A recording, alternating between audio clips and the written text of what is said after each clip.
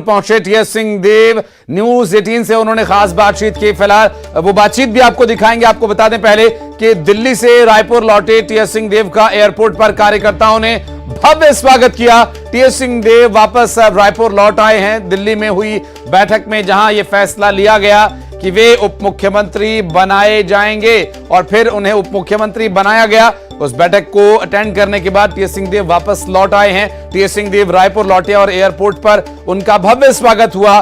दरअसल कुमारी शैलजा, मोहन मरकाम साथ लौटे हैं और उनका कहना है कि हम सब मिलकर काम करेंगे, बस काम करते रहना है, फिर सरकार बनाएंगे, एक बार फिर से सरकार में लौटेंगे। एक बार उन्होंने इसका फिर से दावा किया। वापस में चर्चा करके हम लोग आगे बढ़ते रहेंगे।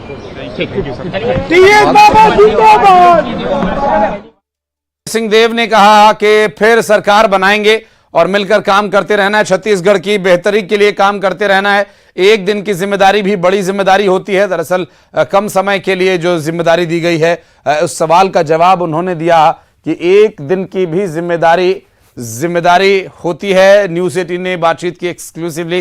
क्या कुछ जवाब दिया उप मुख्यमंत्री ने, आइए सुनवाते हैं आपको। हमारे बीच टीएस बाबा है, हम बात करेंगे। बाबा, सबसे पहले आपको बधाई।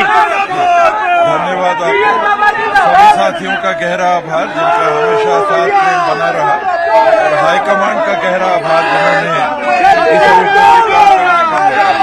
क्या लगता है कि जो बीजेपी को जो मुद्दा बार बार मिल रहा था, आप लोगों के वैमनस्य फैलाने की बात कर रही थी, तो वो विराम लग गया? लगना चाहिए, पहले भी ऐसी कोई बात नहीं होती मुझे लगता है, और आगे भी नहीं होगी। 75 पार का आंकड़ा जो नारा दिया गया है, क्या वो पूरा हो पाएगा? और भी वो कठिन लक्ष्य है, लेकिन आदमी एक लक्ष्य को लेके चलता है। हम लोगों ने घोषणा पत्र बनाया, 36 बिंदु प्रमुख रखे, 281 बिंदु उसके अंदर में थे, उनको पहल करके हमको पहुंचना है। 75 पार भी एक लक्ष्य है, कम से कम 2 तिहाई आएगा तो हम लोग को बहुत खुशी होगी। 75 पार होंगे तो और ज्यादा खुशी होगी। मकसद लोगों का विश्वास अर्जित करना, जो हमने किया उसके आधार पे कि उनको ये लगे कि इतना किया है, आगे भी इन लोग मिलकर करेंगे। तो ये कहा जा सकता है कि जिस तरह से अब 75 पार का जो लक्ष्य दिया गया है, टीएस बाबा का कहना है कि अगर वो लक्ष्य पूरा होगा तो और भी बेहतर होगा। लेकिन बीजेपी को जो मुद्दा एक मिल रहा था, फिलहाल उस मुद्दे पर विराम लग गया है, ऐसा टीएस सिंहदेव का कहना है। कैमरा पर्सन राजेंद्र चौधरी के साथ युगल तिवारी, न्यूज 18 रायपुर, छत्तीसगढ़। अब पार्टी की रणनीति काफी कुछ निर्भर करती है कि आगे जो आंकड़ा, जो लक्ष्य कठिन बता रहे हैं टीएस सिंहदेव उप मुख्यमंत्री छत्तीसगढ़, उसमें कैसे उसे सरल बनाना है और कैसे उसे हासिल करने के लिए सरकार के किए गए कामों को लोगों तक पहुंचाना है। और उप मुख्यमंत्री पद की जो जिम्मेदारी यहां दी गई है टीएस सिंहदेव को, इसके संबंध में कल की बैठक के संबंध में बातचीत की न्यूज 18 ने छत्तीसगढ़ की प्रभारी कुमारी शैलजा से। जिम्मेवारी मिली है, हमारे हाईकमांड ने, खड़गे जी ने और राहुल जी ने फैसला लिया और उनको जिम्मेवारी मिली है। वैसे पहले से ही बीजेपी बार बार इस मुद्दे को उठाती रही है, लेकिन ये कहा जा सकता है कि अब कांग्रेस और भी मजबूत होगी। बिल्कुल बिल्कुल मजबूत होगी, कांग्रेस मजबूत होगी और छत्तीसगढ़ मजबूत होगा। जी, 75 पार होगा। मैं इस तरह की, देखो, हमें पूरा विश्वास है। अभी हमारे पास 71 हैं, उससे ज्यादा ही नहीं। जी बिल्कुल। और बढ़ते आगे, मुरैना से बड़ी खबर। आधी रात को भरभरा कर स्कूल की छत गिर गई। दरअसल दुर्घटना में किसी तरह की कोई जनहानि नहीं हुई है, ये एक राहत की बात है, और बिल्डिंग में किसी के न होने की वजह से यह हादसा टल गया। आपको बता दें कि दिमनी विधानसभा के अरोली गांव का यह मामला है। जिला शिक्षा अधिकारी ए.के. पाठक ने इस पर सफाई दी। क्षतिग्रस्त बिल्डिंग में स्कूल नहीं चलता था। 6 साल पहले बिल्डिंग को खाली कर दिया गया था और इस खाली भवन का छत की गिर जाने की जो बात सामने आई है। दरअसल आधी रात को स्कूल के भवन की छत भर भरा कर गिर गई। और आपको बता दें कि ये जो तस्वीरें आप देख रहे हैं उसी स्कूल की। हालांकि इस पूरे मामले पर जानकारी देते हुए, सफाई देते हुए, माफ कीजिएगा, जो बात कही गई है उसमें यह कहा गया है कि स्कूल यहां चलता ही नहीं था। अरोली गांव का ये पूरा मामला। शिक्षा अधिकारी ए.के. पाठक ने इस पर सफाई दी। उन्होंने कहा कि बिल्डिंग में स्कूल चल ही नहीं रहा था और हालांकि रात के वक्त ये दुर्घटना हुई तो स्वाभाविक रूप से वहां पर रात में कोई भी मौजूद नहीं था। ऐसे में इस हादसे में कोई जनहानि की स्थिति नहीं बनी, जो कि एक राहत की बात कही जा सकती है। फिलहाल आपको बता दें कि 6 साल पहले स्कूल को खाली कर दिया गया था, बच्चों की पढ़ाई यहाँ पर नहीं हो रही थी।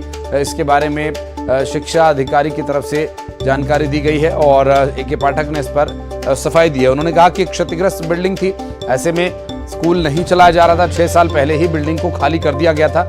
मुरैना से ये तस्वीरें सामने आई, जहां दिमनी विधानसभा के अरोली गांव में एक स्कूल के भवन की छत भर-भराकर गिर गई। जिला शिक्षा अधिकारी ने इस पूरे मामले पर जानकारी दी। उनका ये कहना है कि 6 साल पहले ही स्कूल को खाली कर दिया गया था। और दमोह में भारी बारिश के चलते हालात बिगड़ गए हैं। जान जोखिम में डालकर लोग पुलिया पार कर रहे हैं। पुल और पुलिया के ऊपर से पानी बह रहा है और ये हादसों को दावत दे रहा है। ऐसे में बावजूद इसके यहां पर लोग पुल को पार करने को मजबूर हैं। इस तरह से जहां पर पानी का तेज बहाव यहां साफ दिखाई दे रहा है और उसके बावजूद भी लोग जान जोखिम में डालकर इसे पार कर रहे हैं। ऐसे में कई बार ऐसे हादसे हो चुके हैं जब पानी का बहुत तेज बहाव हुआ, लोगों ने पार करने की कोशिश की लेकिन नहीं कर पाए और बह गए। तो ये एक तरह का जान को दांव पर लगाकर जुआ खेला जा रहा है लोगों की तरफ से दमोह में, जहां पर कि भारी बारिश के बाद जो पानी का बहाव है वो बहुत तेज है और पुल के ऊपर से तेज बहाव पानी बह रहा है। ऐसे में भारी बारिश के चलते हालात बिगड़ गए हैं और जान जोखिम में डालकर लोग पुलिया को पार कर रहे हैं। इस पुलिया के ऊपर से पानी बह रहा है, जहां पर आप देख सकते हैं बाइक सवार पूरी तरह से जान जोखिम में डालकर पूरा जोर लगाकर बाइक को वहां से निकालता हुआ, हालांकि वो सफल हो गया, लेकिन यहां पर एक छोटी सी जो गलती या थोड़ा और तेज बहाव, जरा सा बैलेंस बिगड़ता और यहां पर पूरी तरह से बाइक समेत शख्स बह सकता था। पानी का बहुत तेज बहाव है, साफ आप देखकर अंदाजा लगा सकते हैं। जान जोखिम में डालकर लोग पुल और पुलिया को पार कर रहे हैं।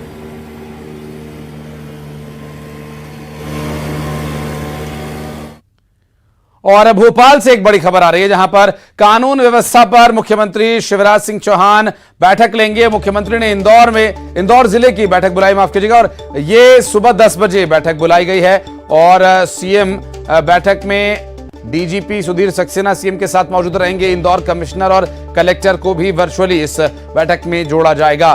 कानून व्यवस्था को लेकर मुख्यमंत्री शिवराज सिंह चौहान ने बैठक बुलाई है और करीब अब से कुछ ही देर में ये बैठक शुरू होगी। 10 बजे का जो आधिकारिक समय तय किया गया, मिल रही जानकारी के अनुसार बताया जा रहा है। फिलहाल आपको बता दें कि इंदौर कमिश्नर और कलेक्टर भी वर्चुअली इसमें जुड़ेंगे, ऐसा बताया जा रहा है। फिलहाल जो कानून व्यवस्था के बारे में बैठक होनी है, इसके संबंध में क्या कुछ निर्देश भी दिए जा सकते हैं, क्या कोई बदलाव होगा या फिर ये समीक्षात्मक बैठक है, इसके बारे में और डिटेल्स आप तक पहुंचाएंगे। फिलहाल आपको बता दें कि इंदौर के सुरक्षा व्यवस्था और कानून व्यवस्था को लेकर जिन अधिकारियों की जिम्मेदारी है वे इस बैठक में मौजूद रहेंगे। बैठक में डीजीपी समेत इंदौर कमिश्नर, कलेक्टर भी वर्चुअली इस बैठक से जुड़ने वाले हैं। कानून व्यवस्था को लेकर मुख्यमंत्री शिवराज सिंह चौहान ने ये बैठक बुलाई है। आपको बता दें कि कानून व्यवस्था पर सीएम बैठक लेंगे और इंदौर के कानून व्यवस्था क्या कुछ है स्थिति, इस पर बातचीत करेंगे अधिकारियों के साथ और निर्देश भी दिए जा सकते हैं।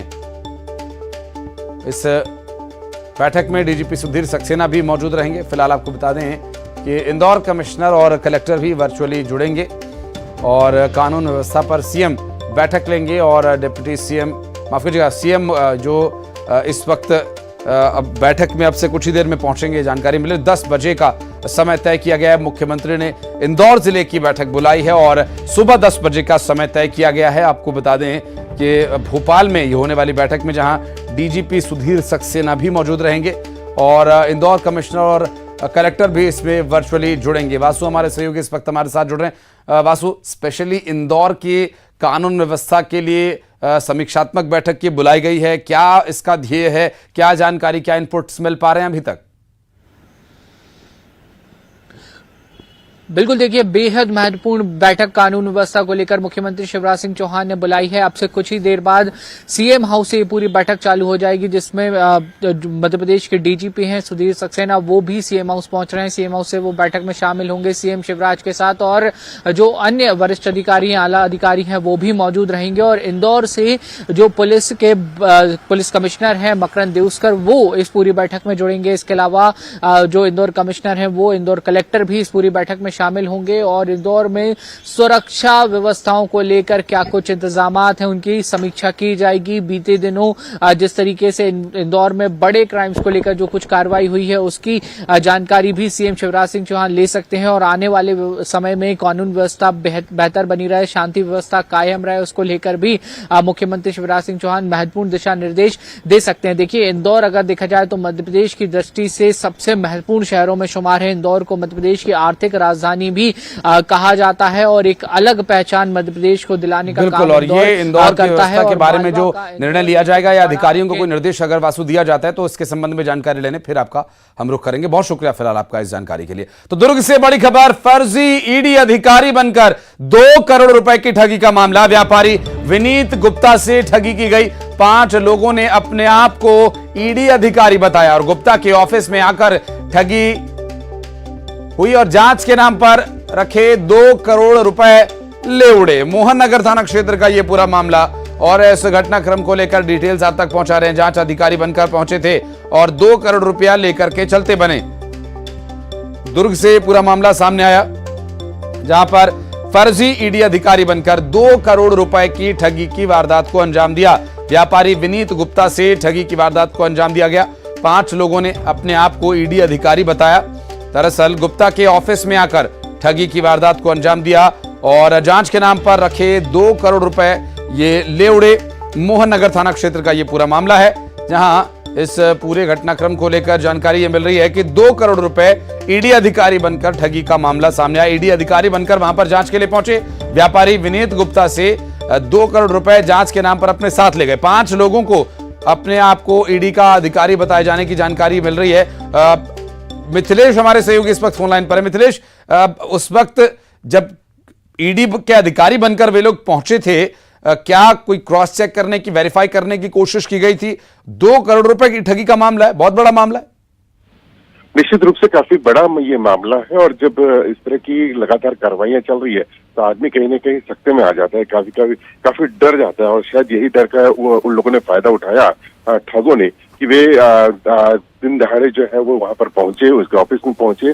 वहां पर उन्होंने अपने आप को ईडी का अधिकारी बताया, उनको डराया धमकाया और उसके जो पास में रखे हुए थे करीब 2 करोड़, क्योंकि राइस मिल का संचालक है ये, इनके पास पैसे आते जाते रहते हैं और यही वजह है कि उनके पास में जब 2 करोड़ रुपए थे तो उनको डरा धमका कर ले गए और उनको ये कह दिया गया कि वे हिरासत में है और उसके बाद में वे वहां से फरार हो गए। काफी देर तक वे सकते में थे क्योंकि फिर उनको ये समझ में आया कि उन्होंने किसी से बातचीत किया तो इनको ये लगा कि कहीं मैं ठगी शिकार तो नहीं हो गया हूँ और जब वाकई में पूछताछ जी बिल्कुल मिथिलेश, और ऐसे ही डर का फायदा उठाकर ये जो नकली अधिकारी आए और उन्होंने इस कार्रवाई को अंजाम दिया, स्वाभाविक है। बहुत शुक्रिया आपका इस पूरे मामले पर जानकारी देने के लिए। वक्त एक छोटे से ब्रेक का, बहुत जल्द लौटते हैं।